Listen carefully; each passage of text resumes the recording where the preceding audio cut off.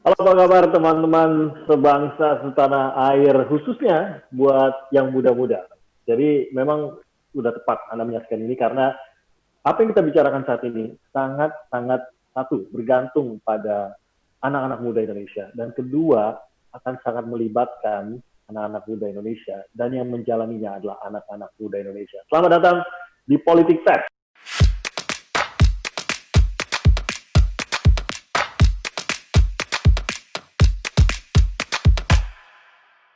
Politik Fest ini adalah festival politik pertama di Indonesia yang dikemas dalam bentuk politik entertainment atau politainment mungkin kita mengenalnya. Berbeda kalau kita ke acara politik atau kegiatan politik pada umumnya. Seringkali terkesan kaku, seringkali terlihat semuanya serius, wajahnya serius, pembicaranya serius. Wah, yang dibahas negara jadi harus serius. Enggak juga. Sebenarnya kalau kita bahas negara itu enggak semuanya juga harus dilakukan secara kaku dan serius. Bisa juga kita bawakan secara santai karena kita juga harus menjalaninya dalam keseharian kita. Jadi kita bawakan secara keseharian kita juga.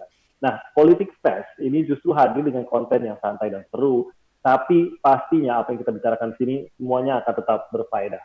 Nah, saya Timothy Marbun dan saya akan menjadi host di acara Politik Fest kali ini dalam acara Apa Kabar Indonesia 2045.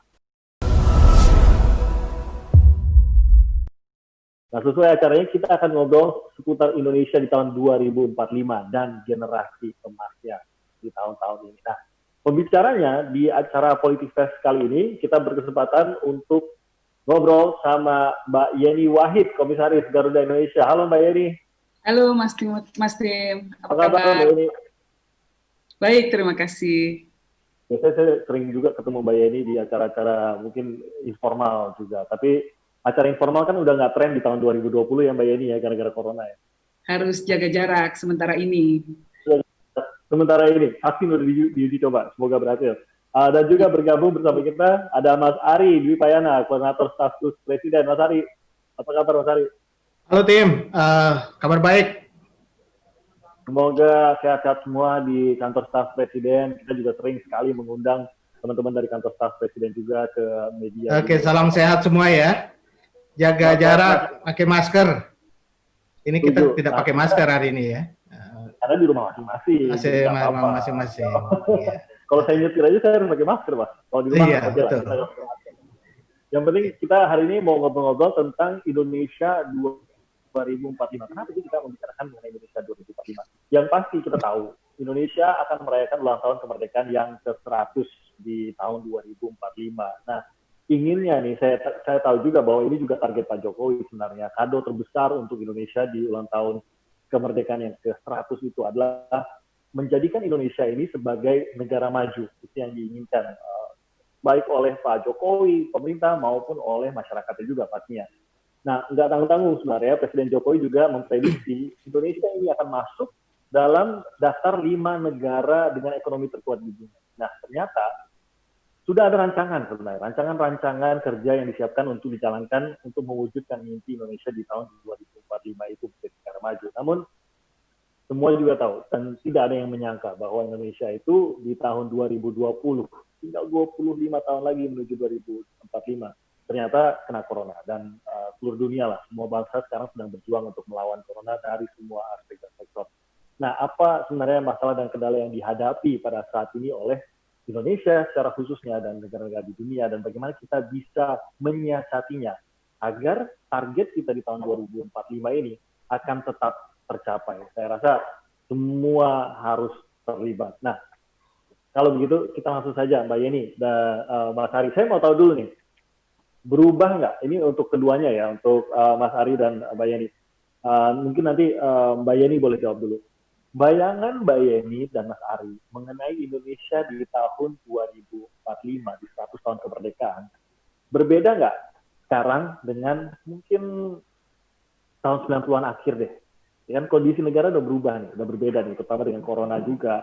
Berbeda nggak? Lebih baikkah membayangkan di Indonesia 2045 atau justru kayaknya akan lebih sulit nih mencapai yang lebih baik di tahun 2045? Mbak Yeni dulu. Baik, terima kasih tim. Kalau berubah, harus berubah dan harus lebih baik. Tidak ada pilihan. Pilihan kita adalah Indonesia menjadi lebih baik tahun 2045 nanti. Indonesia sudah keluar dari middle income trap, negara kita sudah jauh lebih maju lagi secara ekonomi, tidak ada lagi kemiskinan akut, stunting bisa diatasi. Sekarang ini kan masih persoalan besar, 30% anak Indonesia masih stunting ya. Lalu kemudian Indonesia sudah menjadi salah satu pusat inovasi di dunia. Anak-anak milenial yang sekarang sedang berkembang, sedang berproses, tahun 2045 nanti mereka adalah menjadi backbone atau menjadi tulang punggung paling utama dari kemajuan Indonesia. Lalu kemudian teknologi, orang Indonesia itu sangat adaptif dengan kemajuan teknologi. Pastinya ke depan nanti kita akan melihat perkembangan teknologi yang luar biasa yang ada di Indonesia. Dan saya berharap tahun 2045 nanti kita sudah terlibat dalam yang namanya space exploration, atau kita sudah mengirim misi luar angkasa. Boleh dong bermimpi, boleh dong kita punya cita-cita gitu ya. Karena kalau tidak kita nyatakan cita-cita kita, maka tentu kita tidak akan mengarah ke sana, tidak akan membuat langkah-langkah untuk bisa mencapai target tersebut. Jadi tahun 2045 lebih banyak lagi anak-anak Indonesia yang terkenal di dunia dengan inovasi-inovasi baru. Sekarang ada banyak sekali startup yang diakui dunia, nanti akan jauh lebih banyak lagi. Jadi itu bayangan saya tentang 2045. Meskipun dengan sebuah jalan menanjak yang bernama Bukit Corona, meskipun dengan ancaman resesi dunia gitu Mbak, nggak akan pudar tuh Mbak ya, bahwa Mbak Yeni yakin target itu tuh akan tetap tercapai di 2045 untuk Indonesia. Dunia ini kan selalu ada disruption yang terjadi di dunia, dan ini adalah cycle atau lingkaran yang memang selalu kita lalui dalam perjalanan kehidupan umat manusia. Bahkan ada yang mengatakan hampir setiap 100 tahun ada pandemi besar yang kemudian memakan korban jutaan, bahkan ratusan juta, ya Spanish flu maupun Black Death gitu ya, yang kemudian itu menjadi salah satu mungkin cara atau mekanisme dari bumi untuk mereset dirinya, agar kemudian resources atau berbagai macam sumber daya yang ada di bumi ini bisa mampu lagi untuk kita pakai lebih memadai lagi untuk kita pergunakan bagi kepentingan umat manusia ke depan. Karena kalau kita lihat ya perkembangan populasi dunia ke depan nanti, wah itu luar biasa banyaknya. Kalau kita tidak mampu mengelola sumber daya dengan baik, memastikan bahwa sumber daya makanan, pangan, papan, dan lain sebagainya, itu bisa mencukupi, maka yang terjadi adalah keresahan sosial. Nah, jadi ke depan tentu kita harus membuat strategi-strategi untuk memastikan bahwa jumlah manusia Indonesia yang mungkin jumlahnya sudah jauh lebih banyak lagi, ratusan juta, ini bisa tetap tercukupi sandang pangan dan papannya. Ini yang paling utama. Nah, dengan corona malah justru saya lihat umat manusia itu punya resiliensi yang luar biasa. Akan ada banyak inovasi dalam bidang bioteknologi, dalam bidang kesehatan dan lain sebagainya. Saya sangat yakin bahwa ke depan nanti akan ada lebih banyak lagi terobosan virus-virus, ditemukan antivirusnya, ditemukan vaksin-vaksin baru dan lain sebagainya. Ya, kalau dulu mungkin ratusan juta orang bisa meninggal, sekarang kita berharap ya dengan adanya teknologi baru dalam bidang kesehatan tidak akan sampai seperti itu. Oke, kita resilient gitu Mbak Yeni ya. Buktinya politik face saja tetap jalan, walaupun corona dari rumah masing-masing. Cari cara baru kan, akhirnya kan manusia beradaptasi mencari cara baru. Betul, setuju. Mas Ari, kalau Anda sendiri bagaimana membayangkan Indonesia di tahun 2045 pada saat Anda berada di mungkin awal tahun 2000-an, dengan membayangkan Indonesia di tahun 2045 sekarang setelah menghadapi corona, berbagai krisis ekonomi, dan lain-lain. Apakah berubah bayangan Mas Ari tentang Indonesia di 100 tahun kemerdekaan? Iya, memang COVID-19 itu membawa tantangan ya tersendiri bagi kita, tidak hanya Indonesia tapi 215 negara menghadapi hal sama. Tetapi dalam kondisi saat ini kita tidak boleh kehilangan harapan. Justru kita harus membangun harapan. Karena bangsa yang bisa menjadi pemenang ke depan itu adalah bangsa yang mempunyai harapan tentang masa depannya. Saya kira apa yang kita hadapi sekarang ini saya yakin tidak membuat anak-anak bangsa kita ini kehilangan harapan tentang apa yang akan kita capai di tonggak yang kita sebut 100 abad Indonesia Merdeka. Kita harus punya milestone-nya, kita harus punya tonggak sejarahnya yang kita sebut sebagai 100 tahun Indonesia Merdeka. Kita hari ini bulan Agustus ini 75 tahun, kita masih punya 25 tahun, itu waktu yang panjang. Jangan pinang itu waktu yang pendek, tapi ada kesempatan, ada opportunity yang kita harus bangun.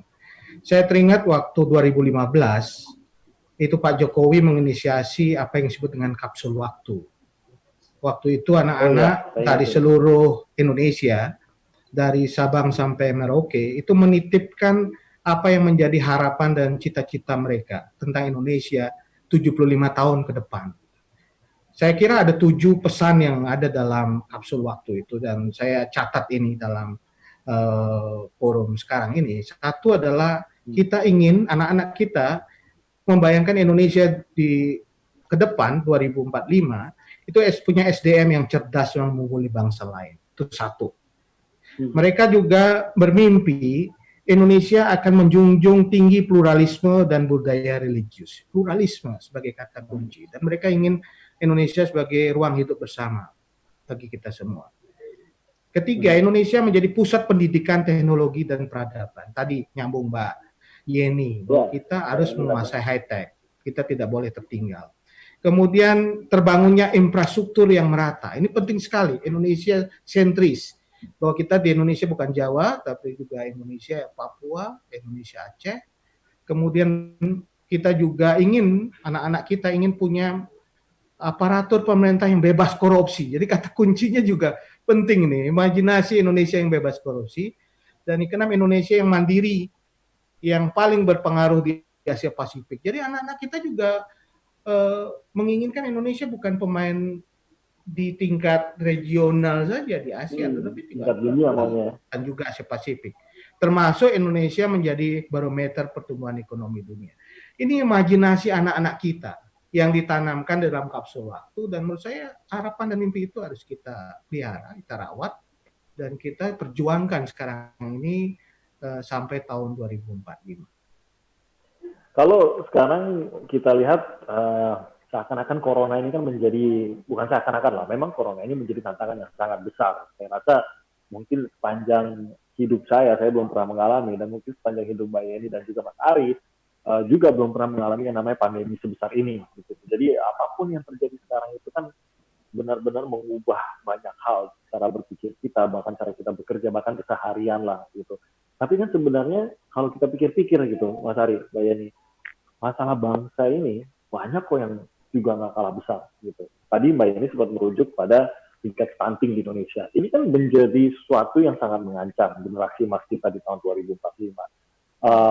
Beberapa penyakit seperti tuberkulosis, masih ada lagi beberapa penyakit, bahkan kita masih mengalami pandemi, ya bukan pandemi lah ya, tapi demam berdarah mewabah. Gitu. Ini kan hal-hal yang sebenarnya harusnya sudah bisa kita tackle, dan kalau nggak kita tackle itu juga akan mengancam di tahun 2045 kita ini gitu loh. Nah, bagaimana kita bisa fokus nih? Karena kalau kita lihat tadi 7 target yang dikatakan Mas Ari yang menjadi impian anak-anak Indonesia, itu butuh kerja keras, kerja pintar dari saat ini juga begitu. Nah, bagaimana kita bisa membentuk fokus ke sana itu? Mungkin Mbak Yeni, silakan menjawab dulu. Baik, yang paling penting adalah satu prinsip ya dalam mengelola negara kita, yaitu bahwa semua orang, siapapun dia, tinggal di mana dia punya akses terhadap pelayanan kesehatan yang memadai. Itu dulu. Ya. Nah, jadi kita mengapresiasi pemerintah karena memberikan jaminan kesehatan untuk masyarakat, siapapun mereka, latar belakang ekonominya seperti apapun, bisa mengakses sistem kesehatan yang ada, ya, dengan BPJS. Nah, tentu untuk bisa mempertahankan agar sistem ini bisa sustainable, kita semua harus ikut membantu, kita semua harus membayar iuran dan lain sebagainya, ya. Namun, ketika masyarakat bayar iuran, tugas pemerintah adalah memastikan bahwa iuran yang masuk itu betul-betul dikelola dengan baik, dan kemudian diterjemahkan dalam layanan sistem kesehatan yang memadai di semua pelosok negara kita. Nah, kemudian ada pemahaman tentang gizi yang baik. Kita punya jaringan yang luar biasa namanya PKK. Ini harus lebih digerakkan lagi. Ini sampai di akar rumput, ya, outreach-nya, jangkauannya sampai ke desa-desa, ini harus juga diberdayakan. Lalu kemudian dana desa, ya, itu harus ada alokasi yang wajib untuk memastikan bahwa tidak ada anak-anak atau keluarga yang menderita gizi buruk. Ini harus masuk dalam desain perencanaan penggunaan anggaran desa, anggaran dana desa tersebut. Ini contoh-contoh bagaimana kita membuat sebuah sistem di mana semua orang bisa mendapatkan layanan yang paling mendasar tersebut. Kesehatan itu kan paling mendasar. Semua orang punya hak untuk sehat. ya, dan negara wajib memberikan itu. Jadi yang pertama goodwill-nya dulu, yang kedua infrastruktur kesehatannya dibuat, ya, yang ketiga ada kesadaran dari masyarakat, ini dibantu difasilitasi dengan kampanye yang memadai oleh pemerintah. Iya, setuju. Mungkin saya sharing juga sedikit. Beberapa hari yang lalu saya sempat berbicara dengan Ibu Menlu, Bu Retno, dan di situ kita bicara soal ASEAN. ASEAN kan masuk ke ulang tahun ke-53. Di situ Bu Retno tuh sharing bagaimana negara-negara ASEAN tuh seakan-akan menyadari. Biasanya kalau mereka berkumpul berbicara mengenai mungkin sosial, budaya, dan kesejahteraan lah gitu. Begitu corona, seperti baru tersadar gitu. Apapun itu, seindah apapun yang kita bayangkan mengenai kesejahteraan masyarakat di kawasan dan lain-lain, itu nggak ada gunanya kalau nggak sehat. Nggak ada yang bisa dinikmati kalau kita nggak sehat. Gitu. Akhirnya seperti berubahlah pemikiran para pemimpin-pemimpin ASEAN itu bahwa kesehatan ini harus menjadi fokus buat kita juga gitu. Dan saya rasa ini sisi baik lah ya kalau bisa kita tarik sisi baik dari pandemi corona ini. Tapi kembali lagi apa yang harus menjadi fokus nih kalau kita mau di tengah kondisi begini juga menargetkan apa yang diinginkan oleh anak-anak Indonesia tadi, Mas Ari. Ya, krisis itu, baik itu krisis kesehatan maupun sekarang ini kita krisis ekonomi, itu selalu memberi pelajaran yang sangat berharga bagi kita.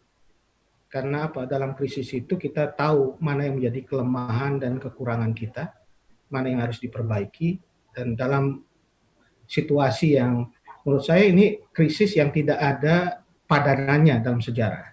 Kalau krisis ekonomi ada, tapi kini krisis kesehatan dan sekaligus krisis ekonomi. Ini merupakan satu yang memukul tidak hanya aspek kesehatan, tetapi juga aspek ekonomi. Banyak yang terpapar, tetapi juga banyak yang terkapar. Gitu. Nah, untuk menghadapi hal seperti ini, memang kita tentu punya kemampuan untuk keluar dari krisis ini dengan berbagai cara ya, termasuk juga apa yang sudah kita lakukan saat ini mengendalikan COVID-19 sampai juga melakukan pemulihan ekonomi. Tetapi bagi saya itu tidak cukup hanya sekedar kita keluar dari krisis. Yang kita harus lakukan adalah melakukan transformasi, melakukan satu perubahan yang mendasar mengenai apa yang kita pelajari saat ini dari krisis. Misalnya di bidang kesehatan, kita tahu Pak Jokowi sudah menyatakan bahwa sekitar 90% produk kesehatan kita, apakah itu produk obat maupun juga alat kesehatan, itu kita tergantung dari produk-produk impor. Nah, menurut saya justru di era krisis kesehatan ini kita baru menyadari persoalan itu yang menjadi sangat mendasar ketika setiap negara kemudian akhirnya lebih fokus pada untuk menyelesaikan masalah kesehatan mereka sendiri, sehingga kita menjadi tergantung pada negara lain, jadi kita akan kekurangan, terjadi keterbatasan. Oleh karena itu ini adalah satu momen untuk memperbaiki kembali mengenai industri farmasi kita misalnya. Kemudian kita juga menyadari bahwa kita mempunyai keterbatasan mengenai jumlah dokter, mengenai jumlah laboratorium, berkaitan dengan fasilitas kesehatan, dan juga hal-hal yang terkait dengan rasio dokter dengan penduduk, itu harus kita benahi. Dan momentum dalam saat krisis inilah kita gunakan, dan ke depan harusnya kita melakukan transformasi sistem kesehatan supaya jauh lebih baik. Nah, hal yang sama juga pada sistem perlindungan sosial. Kita baru menyadari bahwa sekarang ini persoalan data menjadi suatu hal yang sangat penting ketika kita ingin menyalurkan bantuan sosial. Betul. Ini harus dibenahi dengan sistem data yang lebih baik. Anak-anak muda bisa berkontribusi sebenarnya membangun sistem big data yang luar biasa yang bisa berkontribusi pada sistem manajemen data yang kita lebih baik dan lebih akurat, sehingga apa yang kita lakukan sekarang ini lebih tepat sasaran. Itu misalnya dalam perlindungan sosial.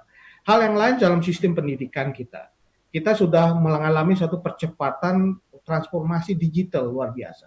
Revolusi 4.0 dipercepat oleh pandemi ini. Kita sudah belajar di rumah begitu, anak-anak sudah mulai menggunakan metode pembelajaran daring, dan ini menurut saya satu momentum untuk melakukan transformasi yang lebih baik dalam sistem pendidikan kita. Baik sistem manajemen sekolah, kemudian dalam sistem pembelajaran yang ada, itu bisa dilakukan sebenarnya belajar dari krisis. Jadi upaya kita dalam krisis ini justru bisa tidak hanya keluar dari krisis, tetapi kita melakukan transformasi dalam sistem pendidikan, dalam sistem kesehatan, dalam sistem sosial kita, termasuk soal pangan. Pangan dalam krisis ini kita juga menyadari bahwa kita perlu melakukan satu model pengelolaan pangan yang di mana produksi pangan kita cukup dan untuk memenuhi kebutuhan dalam negeri. Dan kita jangan lupa bahwa kita mempunyai satu modal kekuatan yang sangat besar yang tidak mungkin dimiliki negara lain dalam konteks itu. Satu adalah jumlah penduduk kita terbesar di nomor 3 di dunia ya. Kemudian juga yang kedua usia produktif kita juga sangat besar. Dan ini kombinasi yang luar biasa menurut saya. Antara jumlah penduduk yang besar dengan usia produktif yang besar. Ini kekuatan kita. Dan tentu saja transformasi yang sangat penting untuk memperkuat ini adalah transformasi kualitas manusia Indonesia, kualitas SDM kita. Sehingga kita bisa memiliki SDM yang unggul betul, yang kemudian bisa menjadi satu kekuatan yang kita bisa manfaatkan untuk menyejahterakan kehidupan kita yang lebih baik, tetapi juga mempunyai daya saing yang kuat dalam ekonomi regional maupun global. Kalau kasarnya Mas Ari, krisis ini membuka bobrok kita, gitu mungkin ya Mas Ari. Tapi kita nggak boleh. Sederhananya begitu ya. Tapi kita belajar dari krisis ini. Memang ada yang merupakan kekurangan, tetapi jangan lupa ada kekuatan kita yang muncul dalam krisis, yaitu modal sosial kita, gotong royong kita. Coba perhatikan Mas, waktu kita mengalami situasi di mana orang menjadi kesulitan, itu tetangga saling membantu. Kemudian juga kampung saling membantu. Anak-anak muda sekarang ini luar biasa membuat gerakan yang kemudian membeli produk-produk petani lokal. Kemudian juga membuat program cantelan. Teman-teman Kagama itu cantelan itu adalah dia menaruh makanan sembako di pintu-pintu atau di tempat-tempat yang mana siapapun yang memerlukan bisa mengambil. Jadi banyak inisiatif yang muncul ya dari anak-anak muda dalam masa krisis. Itu kekuatan kita di era krisis, Pak. Modal sosial kita yang muncul. Gitu. Apalagi kalau digalang dan dilaksanakan secara strategis. Mungkin di sini juga nih peran pemerintah, dorongan masyarakatnya udah tampak dan benar-benar secara mandiri pun mau bergerak gitu. Jadi kalau ini digalang dan dibangun strateginya, pasti dampaknya akan lebih besar lagi. Tapi saya mau tinggalin sedikit deh corona. Kita udah agak letih juga membicarakan corona. Live with corona, hidup dengan corona, dan semoga vaksinnya cepat ketemu seperti kata Mbak Yani tadi. Saya mau bicara sedikit soal kemerdekaan nih, Mbak Yani dan juga Mas Ari. Jadi untuk bertumbuh, sesuatu itu untuk bertumbuh butuh ruang, ya kan? Harus ada ruang buat dia bertumbuh, mencoba bergerak dan lain-lain. Gitu. Termasuk Indonesia. Nah, ruang itu adalah kemerdekaan. Mungkin kata sederhananya begitu. Dengan adanya kemerdekaan, kita jadi memiliki ruang untuk bergerak sesuai dengan visi dan misi kenegaraan kita, gitu. Nah, kemerdekaan kalau secara konstitusional kita sudah punya, sudah diakui juga oleh dunia. Tapi benarkah masyarakat Indonesia sebagai pribadi, sebagai warga, sebagai bagian dari negara yang negeri, kita sudah merdeka? Karena kita masih melihat banyak yang tampaknya masih belum merdeka dari sisi banyak hal, dari sisi kesempatan mereka atas kesejahteraan, dari sisi mereka menjalankan kepercayaan mereka, dan lain-lain. Saya yakin masih ditemui hal-hal ini. Nah, ini juga akan menjadi penghalang untuk bertumbuh tadi, karena tidak ada ruang untuk bertumbuh tadi. Bagaimana kita bisa mengatasi ini, Mbak Yani? Ini kalau dalam konteks 2045, ya, saya optimis bahwa kita harus mampu meraih target-target yang telah kita artikulasikan sebelumnya. Salah satunya adalah target tentang kesejahteraan, di mana pemerintah sudah mengatakan bahwa pada waktunya nanti 2045 itu pendapatan per kapita masyarakat kita sudah mencapai 25.000 US dollars, atau yang mungkin kalau kurs sekarang ya 320 juta ya per kapita. Itu tinggi sekali. Artinya ada target untuk meraih tingkat kesejahteraan yang lebih baik lagi ke depannya.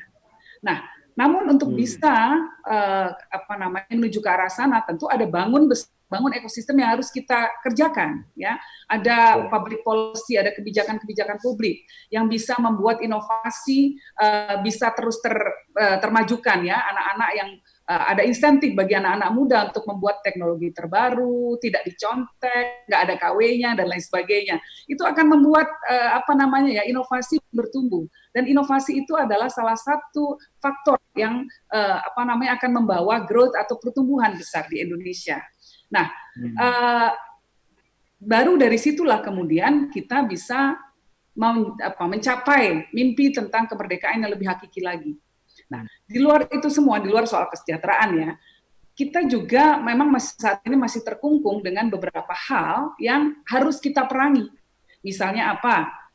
Budaya korupsi yang masih melanda masyarakat kita. Ya, ini budaya yang negatif ya, budaya korupsi, budaya suka ngamukan dan lain sebagainya. Inilah yang sesungguhnya mengungkung kita sehingga kita tidak betul-betul bisa merdeka. Dan ini tugas semua pihak, baik pemerintah maupun masyarakat, tokoh-tokoh agama, tokoh masyarakat, ya semuanya, para pendidik, untuk mengikis pelan-pelan budaya ini. Lebih mengedepankan lagi keinginan untuk memajukan bangsa kita. Itu artinya bukan hanya kepentingan diri sendiri yang harus kita kedepankan, tapi kepentingan bersama. Baru kita betul-betul bisa merdeka, kalau kita bisa melakukan transformasi budaya seperti itu. Jadi bukan cuma berpikir yang penting aku untung duluan. Kalau pilkada kemudian caleg memberikan macam-macam diterima ya, dan kemudian 5 tahun ke depan lagi dia menjadi tersandera kepentingan politiknya, karena seolah-olah para pelaku politik sudah membayar tunai di depan. Nah, ini budaya-budaya semacam ini harus kita kikis semua. Kita harus punya kesadaran politik, makanya lewat Politik Fest ini kita harapkan anak-anak muda bisa menjadi lokomotif penggerak perubahan dan transformasi budaya agar bisa lebih transparan, ya, agar lebih akuntabel.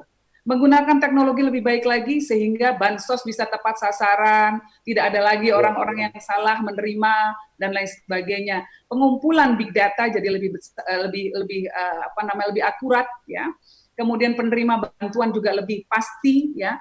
Tidak orang kaya kemudian menerima bantuan dan orang ada problem inklusi kan dalam hal dalam persoalan kesejahteraan ada problem seperti itu. Orang yang tidak semestinya mendapatkan bantuan malah mendapatkan bantuan, orang yang semestinya mendapatkan bantuan justru tidak dapat. Nah, hal-hal semacam ini harus kita atasi bersama dengan bantuan teknologi, sangat bisa dan sangat dimungkinkan. Oke. Dari Mas Ari, bagaimana Mas Ari? Masih adanya masyarakat warga kita yang belum merdeka di tengah negara yang sebenarnya sudah merdeka ini dan mengakui kemerdekaan mereka.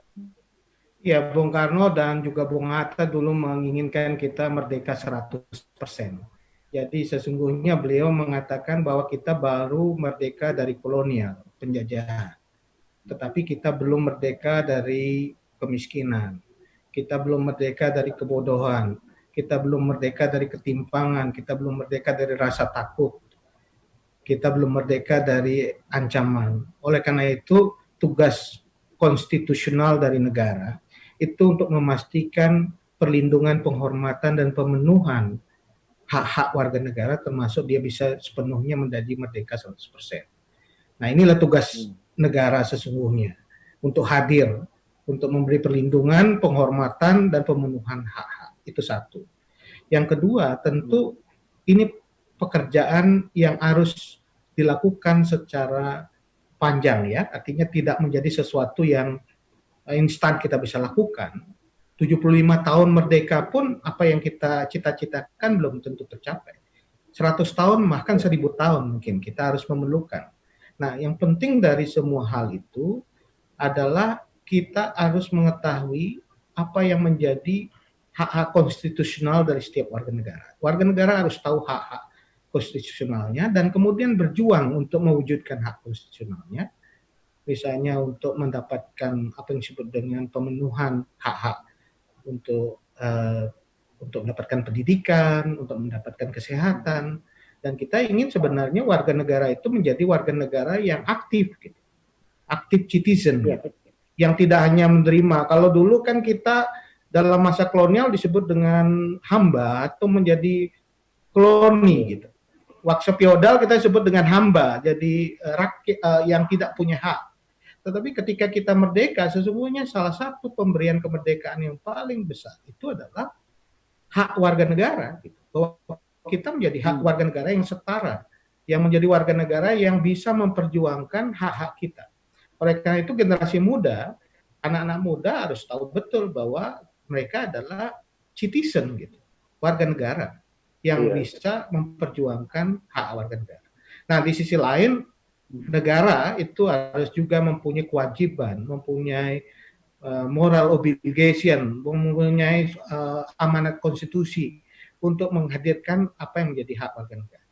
Misalnya di bidang pendidikan, kesehatan, perekonomian, dan tentu ini menjadi sesuatu yang harus kita kawal bersama gitu, supaya negara betul menjalankan kewajiban itu. Nah, ini tugas kita bersama antara warga negara dan negara untuk bersama-sama menjalankan itu. Makanya waktu dulu para founding fathers menekankan soal gotong royong.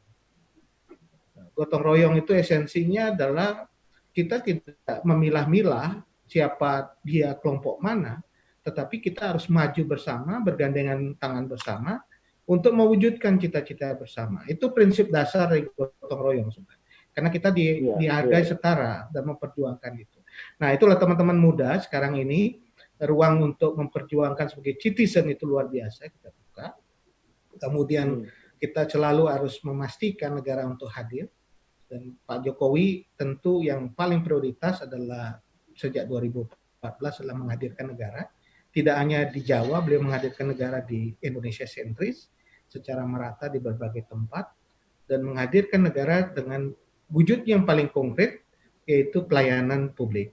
Kesehatan, pendidikan, infrastruktur, air bersih, bendungan, dan pertanian, semua hak kehidupan ekonomi juga harus dipastikan berjalan. Jadi itu bagian yang sangat penting sebenarnya untuk menunjukkan bahwa negara itu ada gitu.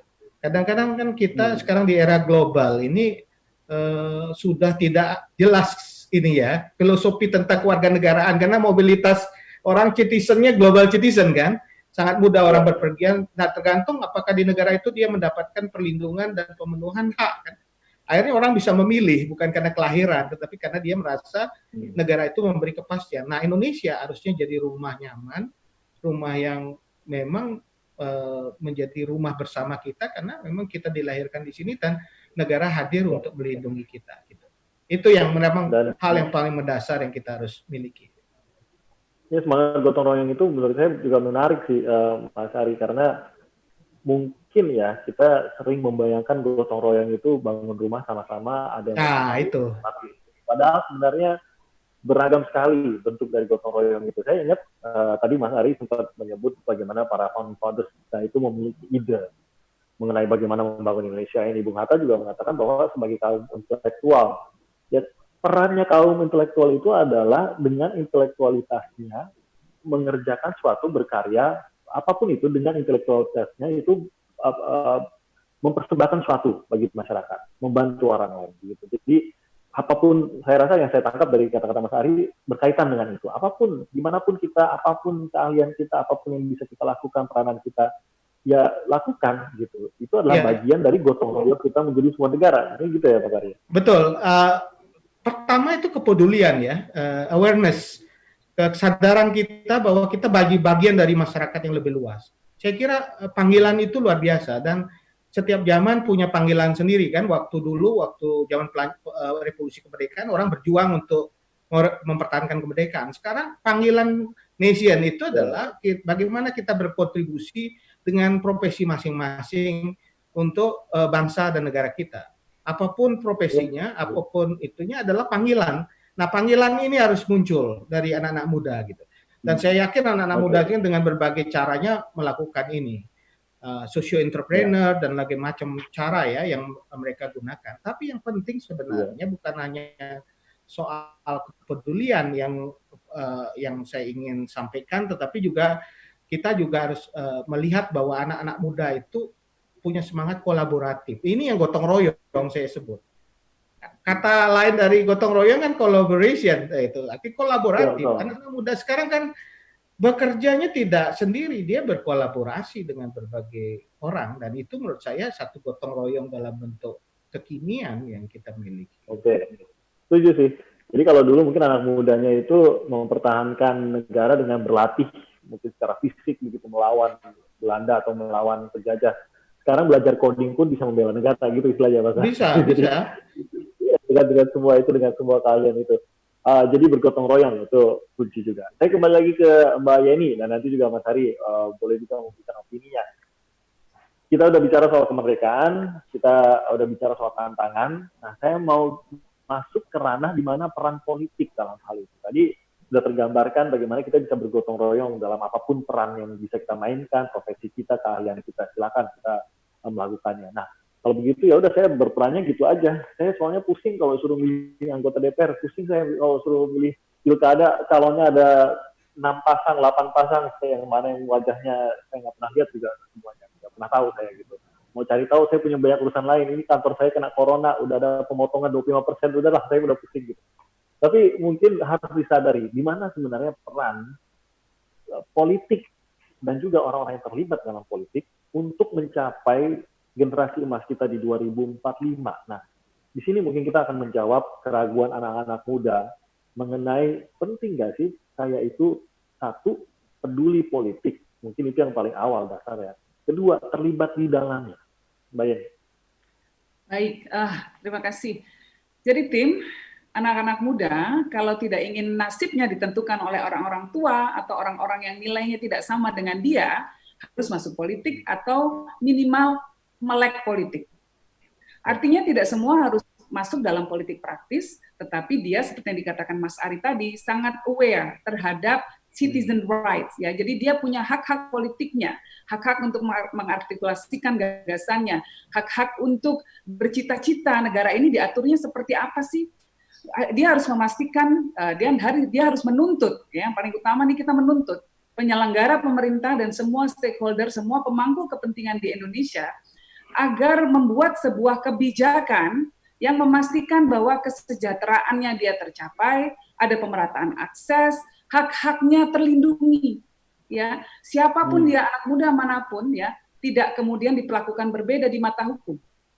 Ya, hanya karena latar belakang misalnya latar belakang etnis, agama dan lain sebagainya, itu semua melalui saluran mekanisme politik.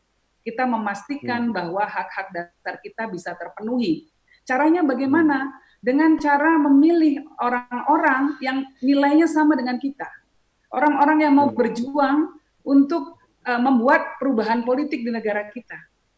Di mana ada supremasi hukum, di mana tidak ada lagi diskriminasi, di mana kebijakan-kebijakan dalam semua lini, pendidikan, politik, ekonomi, kesehatan dan lain sebagainya, itu menunjukkan toleransi. Ya, semua itu termanifestasikan dalam semua kebijakan-kebijakan itu. Nah, jadi ini tidak akan bisa tercapai kalau anak muda tidak ikut bergerak. Kalau dia kemudian menyerahkan saja, orang lain saja deh yang bikin kebijakan, padahal kebijakan itu akan menentukan ekosistem di mana kita ada di dalamnya. Kalau kebijakan yang lahir ya dari misalnya dari undang-undang, proses undang-undang atau kebijakan pemerintah yang lahir itu dia tidak terlibat di dalamnya, jangan salahkan kalau kemudian kebijakan itu tidak menguntungkan dia. Kebijakan itu tidak menjamin hak dasarnya. Ya, kebijakan itu tidak membuat sebuah ekosistem yang pas agar dia bisa tumbuh dan bisa mengembangkan potensinya secara maksimal. Nah, itu semua proses politik. Politik itu kan adalah proses di mana kita bisa membuat perubahan, ya, dan perubahan itu bisa positif, bisa negatif. Nah, kalau diisi oleh orang-orang, kalau proses politik atau posisi-posisi strategis formal di pemerintahan maupun di posisi-posisi strategis politik di Indonesia diisi oleh orang-orang yang punya pemahaman tentang demokrasi, tentang hak-hak dasar kemanusiaan, tentang toleransi dan lain sebagainya, maka kita bisa berharap banyak bahwa negara kita akan jauh lebih baik lagi ke depannya. Tapi kalau diisi orang-orang yang isi hanya mementingkan kepentingan dirinya saja, ingin memperkaya dirinya, ingin memperbesar pundi-pundinya, dan lain sebagainya, ya pada akhirnya ini semua akan merugikan bangsa dan seluruh masyarakat Indonesia. Atau mungkin Mbak Yeni, mungkin nggak bahwa anak-anak muda sekarang ini mungkin bukan sama sekali kehilangan ya, tapi sangat minim yang namanya sosok panutan dalam dunia politik. Apakah itu yang menjadi masalah? Kalau misalnya mereka merasa bahwa sosok panutan tidak ada, maka jadilah sosok panutan itu. Anak-anak muda punya kekuatan besar di tangannya. betul-betul di tangannya, yaitu apa? Jarinya. Dia bisa mengekspresikan apapun yang ada dalam pikirannya melalui sosial media. Ini adalah sebuah kekuatan. Saat ini ada kebebasan informasi yang beredar, ini tidak bisa lagi disekat-sekat, tidak bisa lagi ditekan. Ini kekuatan kita, ini senjata kita. Semua lebih transparan. Apa yang terjadi di satu daerah bisa seluruh dunia tahu. Ini kekuatan anak muda. Anak muda adalah digital native. Mereka anak-anak yang dibesarkan dalam suasana transformasi teknologi. Mereka jauh lebih mumpuni dalam menggunakan teknologi untuk kepentingan mereka, dan salah satunya adalah dalam hal ekspresi politik, dalam hal menuntut haknya, dalam hal menjadi inspirasi. Dan kita lihat banyak sekali anak-anak muda sekarang yang menjadi inspirasi bagi kita, bahkan yang lebih tua lagi, dengan komitmen mereka ya untuk membuat perubahan besar di masyarakat. So kalau tidak melihat sosok panutan, jadilah sosok panutan itu. Jadi tapi kalau saya kasar ini, saya selalu memang orangnya agak-agak negatif sedikit, Mbak. Harus kritis sedikit gitu. Kalau saya tahu beberapa anak muda yang kita tahu, mungkin kita juga mengenalnya melalui media sosial, banyak yang sudah mencoba maju juga di ranah politik. Tampaknya, Mbak Yeni, tantangan mereka itu 2 kali lebih besar gitu dibandingkan dengan mungkin yang sudah melalui jalur politik yang kita kenal melalui partai-partai besar dan lain-lain begitu. Karena satu, tampaknya memang memenangkan suara masyarakat itu tidak bisa hanya dengan meyakinkan bahwa kita jujur. Itu satu, tampaknya belum bisa. Kedua, meyakinkan partai-partai, khususnya partai-partai yang besar, bahwa saya akan bekerja dengan jujur, itu pun tidak cukup. Jadi sistem politik kita pun masih tampaknya belum ramah untuk anak-anak muda yang kritis, yang punya ide, yang mau berjuang 2 kali lebih keras demi bisa menjadi apa yang tadi dikatakan Mbak Yeni, menjadi figur yang justru mereka tidak temukan di dalam politik. Betul sekali, Tim. Jadi tata cara permainan itu juga menentukan kualitas dari permainan, bukan cuma pemainnya saja, tetapi siapa wasitnya seperti apa, dan kemudian permainannya diadakan di mana, tata caranya seperti apa juga menentukan cantik atau tidaknya permainan yang akan kita lihat. Dalam hal ini adalah political games ya. Nah, saat ini memang persoalan besar kita adalah orang kalau mau masuk ke stadium masih ada penjaga pintunya yang namanya partai politik. Ya, orang kalau tidak punya karcis untuk bisa masuk dalam struktur partai politik tersebut ya, atau dicalonkan oleh partai politik, jangan mimpi bisa mencalonkan diri dalam perhelatan apapun di negara kita. Nah, kalau tidak suka dengan kondisi ini, ubahlah tata cara bermain kita. Mari kita suarakan agar lebih ada transparansi, agar ada proses perekrutan yang lebih transparan, yang lebih baik lagi, sehingga yang kita lihat bukan lu lagi, atau hanya orang-orang yang dekat dengan kekuasaan para penguasa-penguasa partai. Kalau begini caranya, maka yang diuntungkan orang-orang seperti orang-orang yang punya modal besar, orang-orang dari dinasti seperti saya, ya, gara-gara nama bapak saya adalah Wahid, ya, Gus Dur, maka orang mungkin mau buka pintu. Tapi apa yang terjadi dengan anaknya Pak Karjito, Bu Suminten, dan lain sebagainya? Mereka punya hak yang sama untuk dicalonkan, dan bahkan mungkin jauh lebih keren lagi, jauh lebih punya potensi untuk memimpin bangsa kita dibandingkan dengan anak Gus Dur misalnya. Nah, kita harus memastikan bahwa proses politik di Indonesia itu dilandasi oleh meritokrasi. Orang yang punya kemampuan, orang yang punya kompetensi, dan yang paling utama, orang yang punya hati untuk mau berjuang bagi kepentingan seluruh masyarakat Indonesia. Ya, jangan sampai hanya terganjal modal begitu ya, modal dalam arti uangnya. Terus saya ke Mas Ari, dari Anda sendiri mungkin bisa menggambarkan pentingnya anak-anak muda ini terlibat dan peduli tentang politik, karena ini juga lah yang menjadi kunci apakah kita akan bisa membawa generasi kita ini menjadi generasi emas di tahun 2045, Mas Ari. Ya, yang pertama tergantung anak-anak muda, cara mereka mengidentifikasi atau mendefinisikan politik itu. Ini juga penting menurut saya, karena kalau di masa lalu ada tabu politik itu karena memang sengaja by design orang tidak mau terlibat atau tidak harus terlibat dalam politik, tetapi sekarang anak-anak muda jangan-jangan juga skeptis, apatis terhadap politik karena mendefinisikan politik itu sekedar pada power game, pada pertarungan politik, kontestasi politik gitu. Padahal kalau kita lihat politik itu ada di mana-mana. Orang menyebutkan politik itu omnipotent, hadir di semua tempat. Anda melakukan sesuatu atau memutuskan tidak melakukan sesuatu, itu Anda mengambil sikap politik. Dan pasti Anda juga menimbulkan konsekuensi dari tindakan itu. Salah satu contohnya sekarang, kita berhadapan dengan climate change. Luar biasa, itu adalah bagian dari produk kebijakan, produk politik global dari berbagai negara. Kita diam sendiri, kita terkena dari persoalan climate change, kita bergerak juga menjadi bagian dari persoalan atau keinginan untuk melakukan perubahan. Jadi pilihannya adalah berdiam diri tetapi Anda terkena dari persoalan itu, atau Anda memperjuangkan apa yang Anda yakini. Dan itu yang saya sebut sebagai politik gagasan, politik ide gitu. Jangan sampai sekarang ini kita kehilangan politik gagasan, masuk dalam politik yang pragmatis, yang jangka pendek orientasinya, untuk power game saja. Tapi kita harus memperjuangkan sesuatu yang lebih besar. Misalnya soal lingkungan tadi, soal pendidikan, soal kemiskinan, soal hal yang terkait dengan berbagai kebijakan sebenarnya dibuat oleh tidak hanya oleh pemerintah di satu negara, tetapi berbagai pemerintahan. Saya kira kita harus mendudukkan kembali makna politik itu sebagai bagian dari politik gagasan. Yang kedua, yang sangat penting adalah cara kita berpolitik. Anak-anak muda itu harus membangun cara berpolitik baru. Kalau kita ingin melakukan regenerasi politik, bukan regenerasi dari sebatas mengganti yang tua, tetapi juga regenerasi itu harus membawa satu gagasan dan cara-cara berpolitik baru. Yang tadi disebutkan Mbak Yeni, kalaupun ada hambatan dalam kerangka sistem, harusnya cara-cara berpolitik baru itu meyakinkan banyak orang bahwa sistem itu tidak tepat lagi dan itu sudah usang dan harus kita rubah gitu. Nah, itulah kemudian kita sebut politik gagasan dan cara berpolitik baru yang harus kita hadirkan. Nah, tentu kita harus belajar dari sejarah ketika kemampuan untuk beradaptasi dengan era baru itu tidak terjadi, maka akan tergulung oleh gelombang sejarah. Apalagi konsumennya sekarang ini, ibaratnya kita sebut konsumen dalam arti pasar politik, atau kita sebut konstituennya politik, sekarang berubah. Usia anak-anak muda semakin banyak.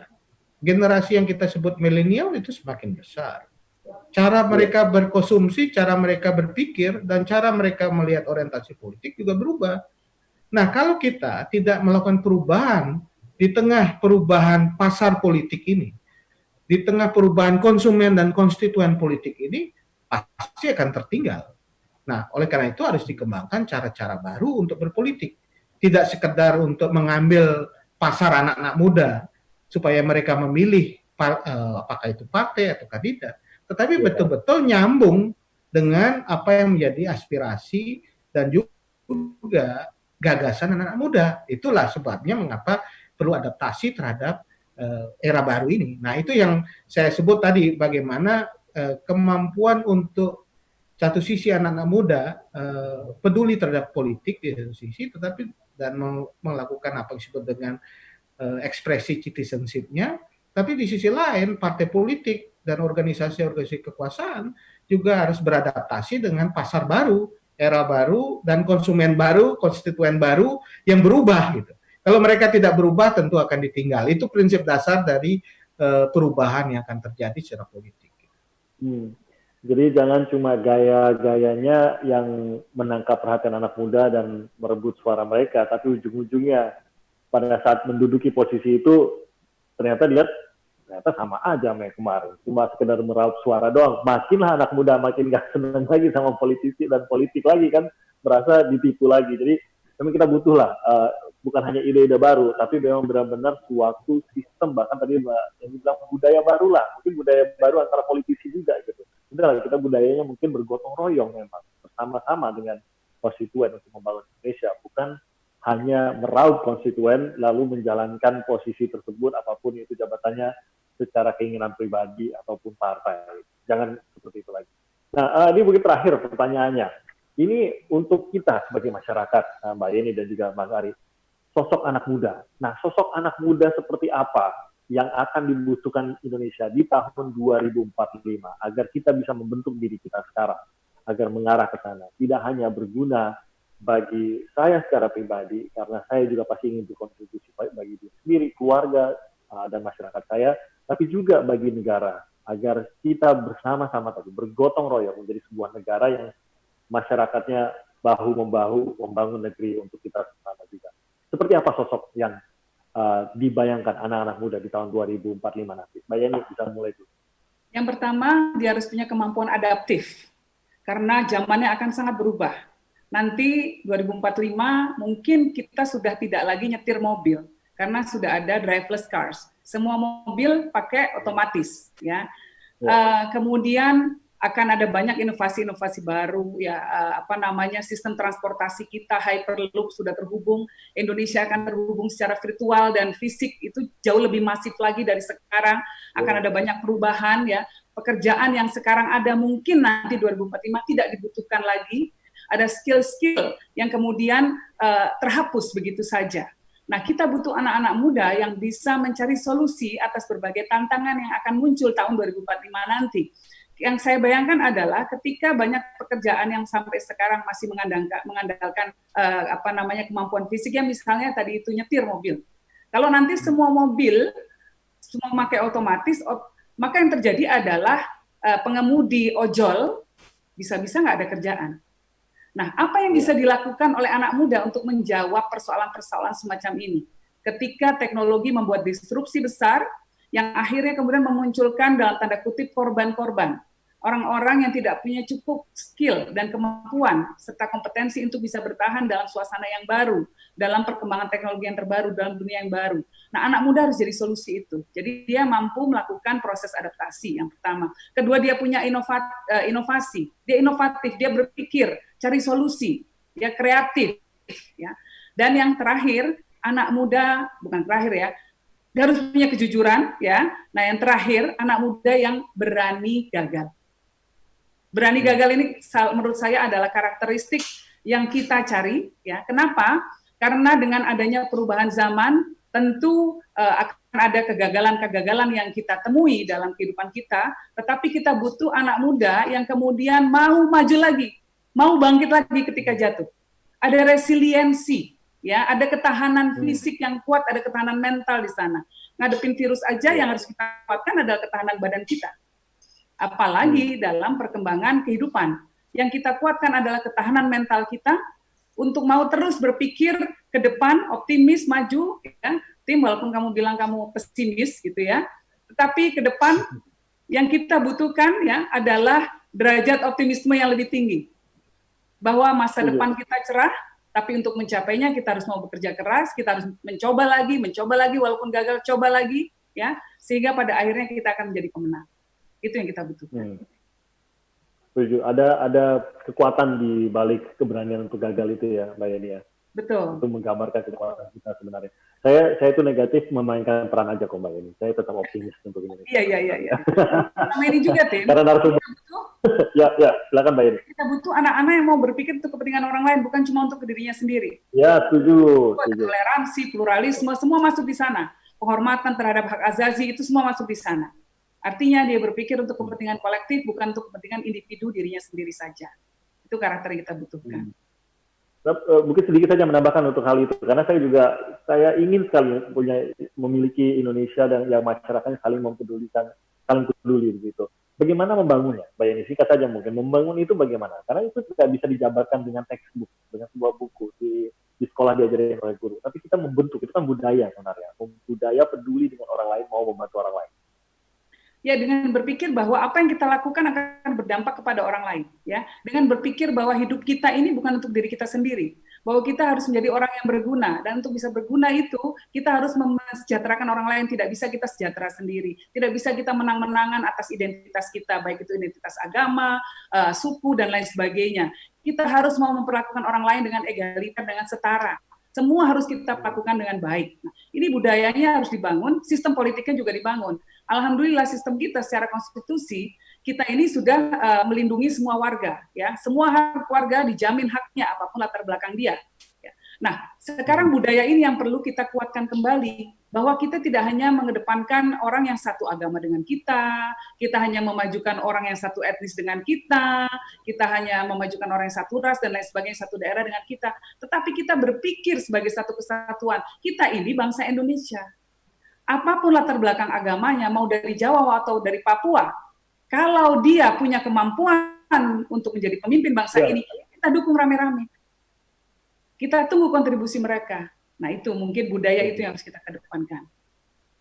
Oke, makasih Mbak Yani. Saya ke Mas Ari, sosok seperti apa Mas Ari, anak muda itu harus terbentuk di tahun 2045? Iya, kadang kita kesulitan untuk menentukan masa depan dari kriteria kita hari ini.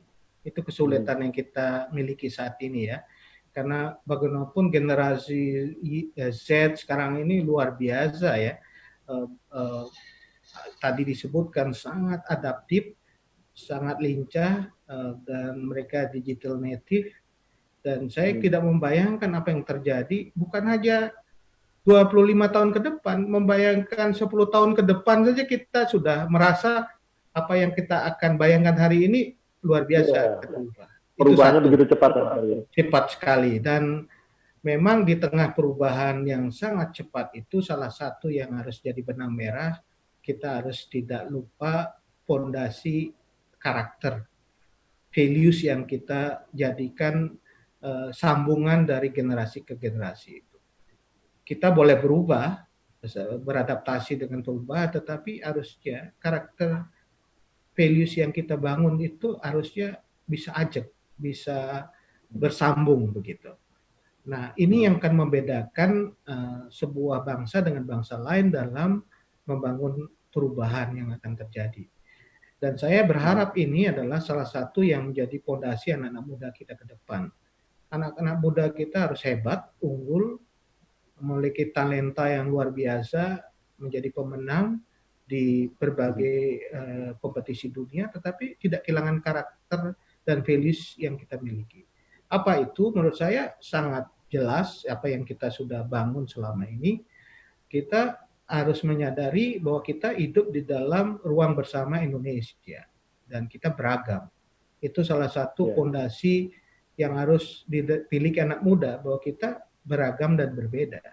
Tetapi kita tidak boleh di dalam beragam perbedaan itu kita menegasi, menistakan atau mendiskriminasi orang berdasarkan perbedaan itu.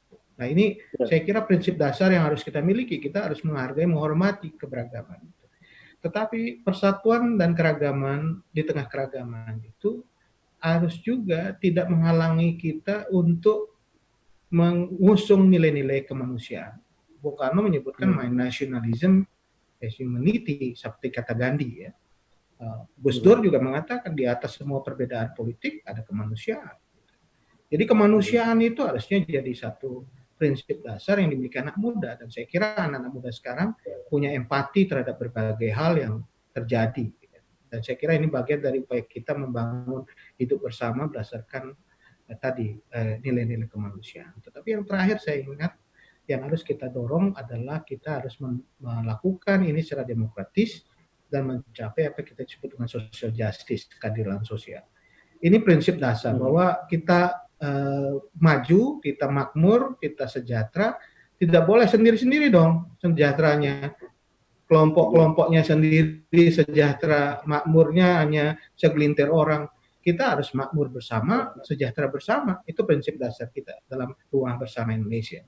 Jadi anak-anak muda harus punya kesadaran bahwa dia tidak hidup sendiri, dia hidup bersama dalam ruang bersama, rumah bersama Indonesia. Dia harus memperjuangkan itu social justice, keadilan sosial bagi seluruh rakyat Indonesia. Di Papua kita harus perjuangkan saudara kita di Papua agar bisa hidup sejahtera bersama. Di Rote, di Miangas, semua harus hidup bersama dengan kemakmuran bersama. Itu nilai yang harus hidup. Walaupun kita adaptif, harus punya kemampuan untuk melakukan menguasai high-tech, menguasai teknologi, berubah. Perubahan itu ada suatu keniscayaan, tapi nilai yang kita harus yakini harus tetap betul-betul kita jaga. Itu yang menjadi bagian dari anak muda 2045 yang saya bayangkan. Jadi adaptif, kreatif, tapi nilai keindonesiaannya itu tidak sedikit pun pudar begitu ya. Boleh saja sering keluar negeri belajar apa segala macam menimba ilmu, tapi semuanya tetap nilai keindonesiaannya tidak akan hilang. Ada kerinduan untuk justru membangun Indonesia, membawa Indonesia lebih maju lagi. dengan semua yang kita pahami, dengan segala keilmuan, dengan segala kemampuan, keahlian kita, kontribusinya juga tetap bisa kita lakukan demi Indonesia, walaupun kita bergerak dalam keseharian kita. Ini mungkin saya menyimpulkan apa yang dikatakan oleh Mas Ari, apa yang dikatakan oleh Mbak Yeni juga, bahwa anak-anak muda itu tanpa ragu adalah kunci kita di tahun 2045. Dan tampaknya tantangan corona, tantangan ancaman resesi ini seharusnya menjadi momentum kita untuk menemukan, oke, apa yang harus kita perbaiki, apa yang ternyata masih menjadi kelemahan kita. Dan anak-anak muda harus ikut mengambil bagian dari mereka atau kita yang memperbaiki hal tersebut. Atau bahkan tadi kata Mbak Yeni, menjadi sebuah kekuatan baru. Kalau memang tidak sesuai untuk Indonesia yang lebih baik, maka anak-anak muda turunlah untuk terlibat langsung dalam perubahan tersebut, termasuk di dalamnya adalah di dalam dunia politik. Kalau tidak senang dengan politisinya, pilih politisi yang lain. Kalau masih nggak ada yang senang juga politisinya, jadilah politisinya itu yang maju di daerah ataupun untuk jabatan tersebut gitu ya. Itu yang bisa dilakukan oleh anak-anak muda. Masih banyak sebenarnya perubahan yang harus kita jalankan di Indonesia ini untuk menjalani perbaikan-perbaikan, khususnya salah satu yang terpenting adalah kesehatan masyarakat. Ini juga menjadi sebuah pertimbangan besar. Tapi saya mau berbagi optimisme dengan Mas Ari dan juga Mbak Yeni bahwa Indonesia pasti akan bisa mencapai mimpi emasnya di tahun 2045, bahwa kita di 100 tahun kemerdekaan kita akan menjadi sebuah bangsa yang besar, salah satu bangsa yang terbaik tentu saja dalam bidang ekonomi, inovasi, dan lain-lain di dunia ini. Terima kasih Mas Ari Dwipayana dan juga Mbak Yeni, terima kasih banyak sudah bergabung bersama saya dan juga teman-teman di Politik Fest. Dan sekali lagi, kita semua terlibat. Mbak Yeni terlibat, Mas Ari terlibat, saya pun terlibat dalam peran kita masing-masing. Dan Anda pun yang menyaksikan juga terlibat tentu saja untuk membawa Indonesia maju di tahun 2045. Terima kasih sekali lagi untuk Mas Ari dan Mbak Yeni. Dan perbincangan tadi mengakhiri jumpa kita di Politik Fest. Terima kasih banyak sudah menyaksikan Politik Fest. Saya Timothy Mardun. Sampai jumpa lagi dalam kesempatan berikutnya.